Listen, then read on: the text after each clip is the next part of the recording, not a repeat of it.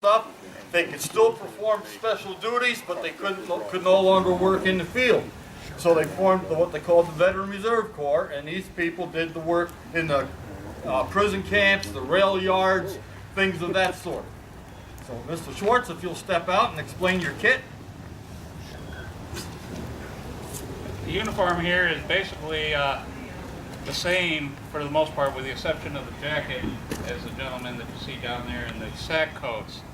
The Veterans Reserve Corps was also offered an opportunity for the individual units to decide whether they wanted to wear these or if they wanted to wear the traditional sack coat. So you would see different photos of Veteran Reserve Corps units. You'll see them in the light blue coats, and you'll see them in the dark blue coats.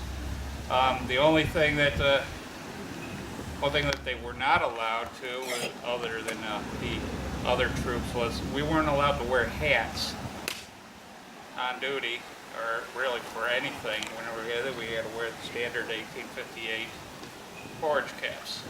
Our weapons were the same as the field units. Our leathers were the same, and as Mr. Oaks mentioned there, that we were mainly used for guard duty, transportation, clerical work, and originally it was opened up for, it was called the Invalid Corps, because it was basically wounded, sick men that could no longer do the service. Later on, the name was changed to Veterans Reserve Corps, and men who were out in the field whose term of enlistments were up were offered opportunity to re-enlist in the Veterans Reserve Corps. Originally, it was not intended to see any battle activity. Unfortunately, under circumstances, they had to, they did. Mainly little scraps while doing transport and such. And when Washington became under attack, they pulled them out of Washington, mainly fielded them, and a lot of them were sent to Fort Stevens. This uniform actually threw off some of the Confederates because they never saw this before. They took it as a local militia. And, well, if anybody knows anything about militia, militia is what? They're going to run.